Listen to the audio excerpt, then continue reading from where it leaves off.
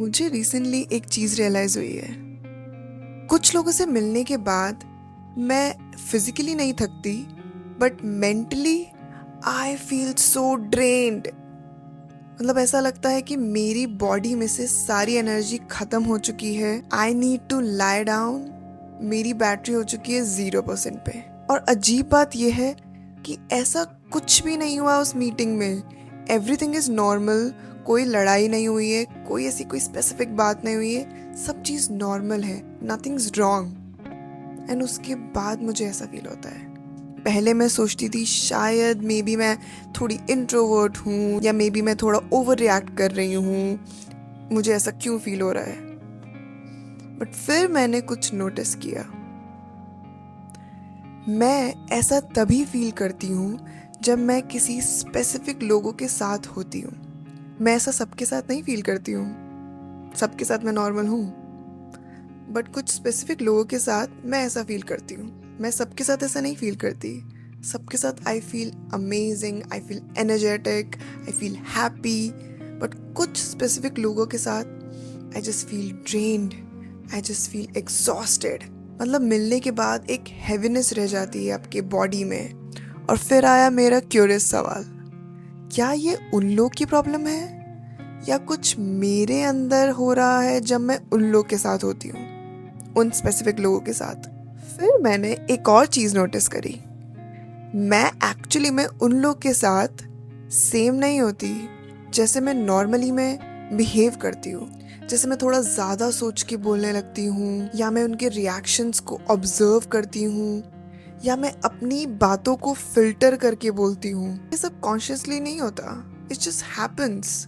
फिर मुझे समझ में आया, मैं उन लोगों के साथ, उन स्पेसिफिक लोगों के साथ बात नहीं कर रही हूँ। मैं अपनी बातों को अपने आप को मैनेज करती हूँ उन लोगों के साथ। और वो मैनेज करने वाली जो थकान होती है, वो थकान उन लोगों की वजह से नहीं होती है। वो थकान एक्चुअली में उस वर्जन की वजह से होती है जो मैं बन जाती हूँ उन स्पेसिफिक लोगों के साथ। कभी आपने नोटिस किया है, कुछ लोगों के सामने आप एकदम नॉर्मल रहते हो, आप नॉर्मल बिहेव करते हो, आप सोचते नहीं हो बोलने से पहले, आप हैप्पी रहते हो। एंड कुछ स्पेसिफिक लोगों के सामने आप बहुत सोच समझ के बोलते हो। You are being careful. आप सिचुएशन को देखने के बाद बोलते हो। आप क्वाइट रहना पसंद करते हो। तो मुझे लगता है ये नॉर्मली आपको तभी फील होता है जब आप ये फील करते हो कि मुझे इन लोगों के साथ एडजस्ट करना है। You are not being yourself, you are trying to adjust with them in their company. तो मुझे लगता है ये मोस्टली आप तब फील करते हो जब आपको पता है कि आपको यहाँ एडजस्ट करना है। आपको इस स्पेसिफिक ग्रुप के साथ, इस स्पेसिफिक इंसान के सामने, इसके साथ आई हैव टू एडजस्ट। जैसे उनकी फीलिंग्स ना हर्ट हो जाए, जैसे मैं उनको इम्प्रेस कैसे कर सकूं, और जैसे मैं उनको और डिसअपॉइंट तो ना कर दूं। तो ये सब सोचते सोचते आप धीरे धीरे उन्हीं के एनर्जी के अकॉर्डिंग शिफ्ट हो जाते हो। And now you are managing your energy, you are managing your self.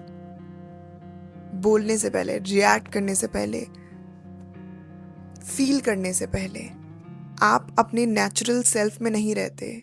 You are not in your natural self any more. आप प्रिटेंड करते हो, आप एक डिफरेंट वर्जन ऑफ यू बन जाते हो। एंड वो वर्जन बहुत ज़्यादा एफर्ट लेता है। हेंस द थकान, hence the mental draining. Then again मेरा क्यूरियस क्वेश्चन आता है, अगर आप उनके साथ इतना एडजस्ट कर रहे हैं that you have to think before every sentence, every reaction, even your behavior, are you actually comfortable with that person, with that specific person? मैं आपको एक छोटा सा एग्जांपल दूंगी। मैं कभी कभी किसी के साथ होती हूँ and suddenly I am over explaining everything, I'm unnecessarily explaining everything, I'm clarifying even the small things, जैसे मैं आज थोड़ा बिजी थी इसलिए रिप्लाई नहीं करा, मेरा मतलब ये नहीं था, मैं वहाँ बिजी थी इसलिए मैं नहीं आ पाई, and on and on and on. You are explaining, over explaining unnecessary small things, petty things which you don't need to actually explain or say. And उसके बाद मुझे कैसा फील होता है, मुझे ये सब बोलने की ज़रूरत नहीं थी. I do not have to explain myself. मुझे इतना बोलने की, मुझे इतना एक्सप्लेन करने की ज़रूरत नहीं थी. Then why did I? And फिर तब समझ में आता है मैं क्लैरिटी लाने के लिए नहीं बोल रही थी वो सब बातें. मैं एक्सप्लेन क्लैरिटी के लिए नहीं कर रही थी, मैं अप्रूवल के लिए कर रही थी. जस्ट फॉर द अप्रूवल, ताकि वो मेरी बेस्ट फ्रेंड बनी रहे, ताकि वो मेरे फ्रेंड्स बने रहे. शायद आपने भी कभी ऐसा फील किया होगा जब कोई प्लान कैंसिल होता है उन स्पेसिफिक लोगों के साथ, so you actually feel relief. और जब कोई कन्वर्सेशन खत्म हो जाती है तब आपको थोड़ा लाइट फील होता है. That, oh my god, I've done this. Okay. Like ये कोई टास्क था एंड आपने उस टास्क को पूरा कर लिया. सो ये सिग्नल देता है कि आप थक गए हो. You're tired of doing the same thing again and again. मैं ये नहीं कह रही कि वो लोग गलत हैं. यहाँ शायद मैं गलत हूँ बिकॉज मुझे अपनी इतनी एनर्जी ट्रांसफ़र करने की ज़रूरत नहीं थी उस स्पेसिफिक मोमेंट पे उस स्पेसिफिक लोगों के साथ. मैंने अपनी रिक्वायरमेंट से ज़्यादा एनर्जी दे दी है क्योंकि ये हमारा नेचुरली इनबिल्ड होता है, एडजस्ट करना, प्लीज़ करना, सब चीज़ ओके रखना. तो कभी जब ज़रूरत नहीं होती तब भी हम ज़्यादा एफर्ट डाल देते हैं उस चीज़ में जहाँ हमें उस एनर्जी को देने की ज़रूरत नहीं थी. और वो एक हैबिट बन जाती है जो कि बहुत गलत होती है. वो हैबिट इसलिए गलत है क्योंकि अगर आप अपने आप को हर जगह थोड़ा थोड़ा लूज करते रहेंगे देन आपके लिए खुद के लिए क्या बचेगा. तो मैं क्या कर सकती हूँ इसको चेंज करने के लिए? कोई बड़ी चीज़ नहीं बट छोटी छोटी हैबिट्स. जैसे मुझे हर चीज़ को ओवर एक्सप्लेन करने की ज़रूरत नहीं है, मुझे हर चीज़ पे रिएक्ट करने की ज़रूरत नहीं है. थोड़ा साइलेंस भी मैं खुद को अलाउ कर सकती हूँ.